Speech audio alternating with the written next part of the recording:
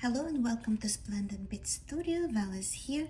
Today I'm starting to work on a new angel design, and I think I'm gonna take an opportunity to share a few recommendations for you how you can simplify work in Peyote stage when the beginning of the work is with the starts with two very long rows.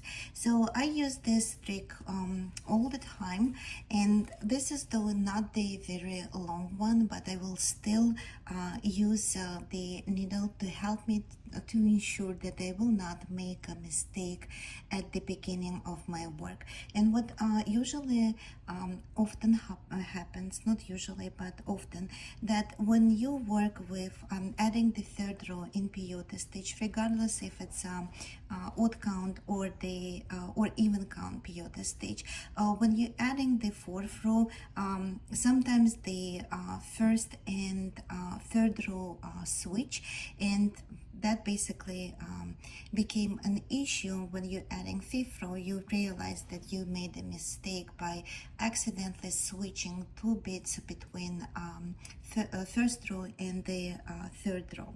So what I would recommend and what I do all the time, I am using a long needle to help me to secure the first row and make sure that I will not make a mistake. And by the way, if you do not have such a long needle, it's also okay. You can use a wire, let's say a thin wire, doesn't matter what color it is, as long as it's soft and thin, you will be able to put it through the bits, and you can check it. Let's say if I would use the this wire, so I just put one bit and it's perfectly fits and goes inside. So it means that this is perfectly will work instead of a needle if you don't have a long needle, because this is a very long needle.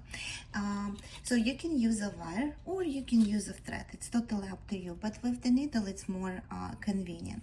And so what I do, I just when I start the bead wave, I just making sure that my first row is secure. So what I'm doing right now, I already put all the bits from the first two rows, and I'm looking at the bead chart right now to start to bead wave. And here is what I do. I'm putting first bit from third row, then the second bit, then the third bit.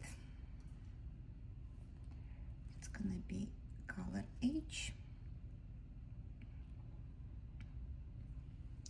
And when I went through 3 bits, you can do 4 or 5, totally up to you. What I'm doing, I'm putting my needle through the first row in Peyote stitch, like this.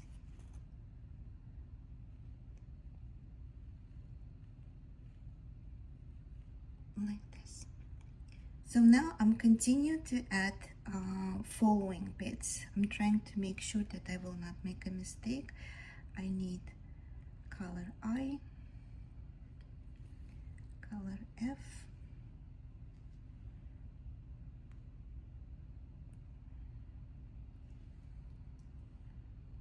and color H. So I went through 3 bits already, and what I'm gonna do again, I'm gonna push my needle through the beads of the first row.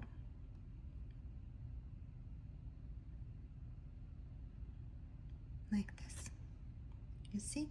And now my first row is secured. And then I continue. So I've added H color, so now I need C color, 1K C color.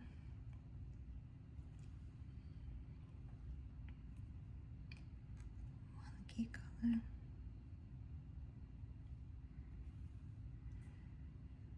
And I am 1, 2, 3, 4, 5.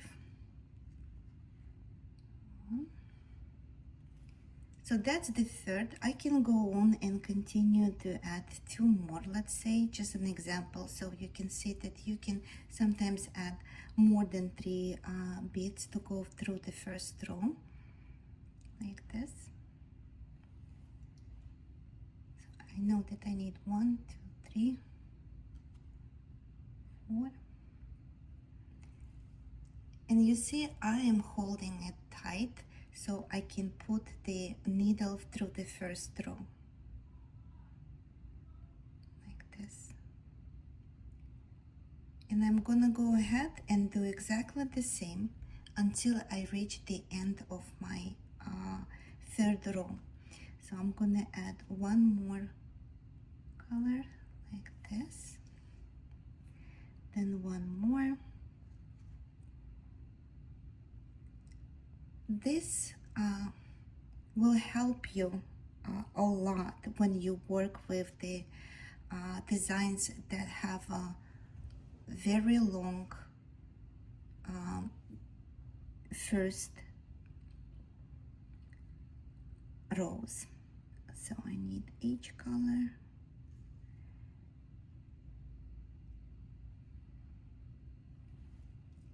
H color, F color. I'm looking at the bead chart to ensure that I will not miss a bit. And now I'm gonna push the needle to go through all the beads in the first row, like this. So I have a few more beads to add. IH and I and H,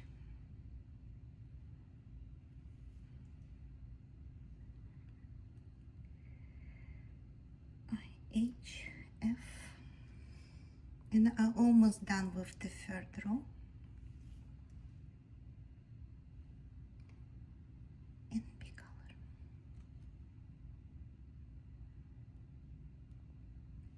So I have the even count peyote stitch to begin with, but if you have odd count peyote stitch, what would I recommend? So when you go through the with the needle all the way in a even count peyote stitch, you can grab all the beads.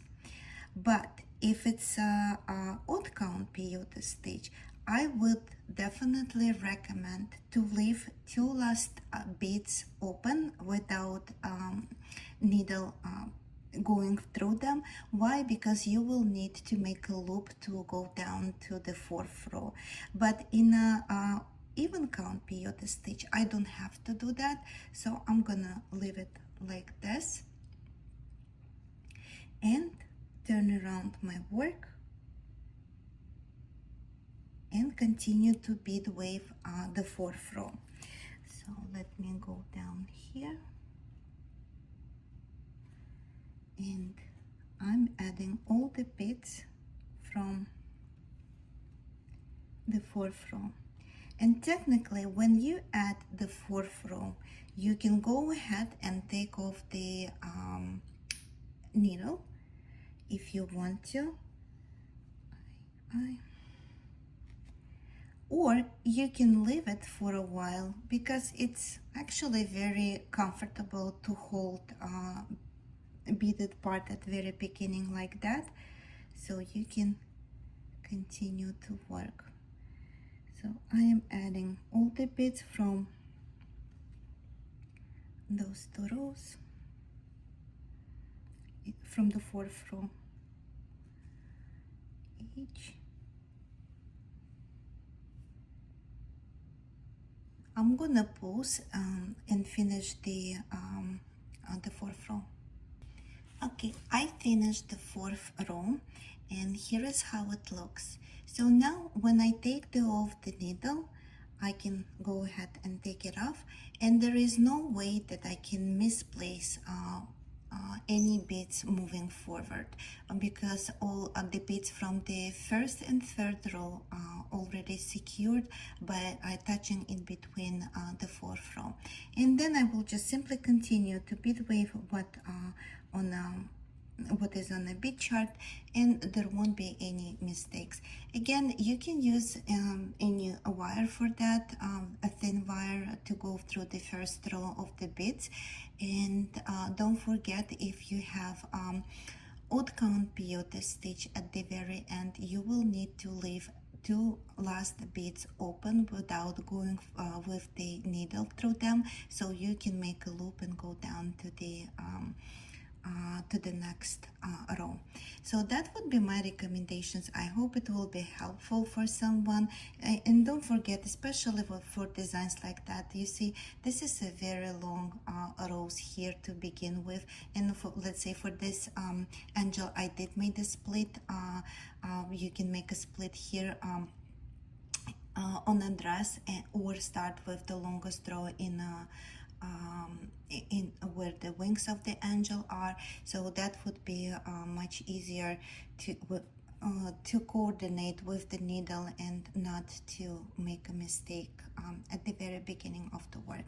So I truly hope that was helpful, and enjoy.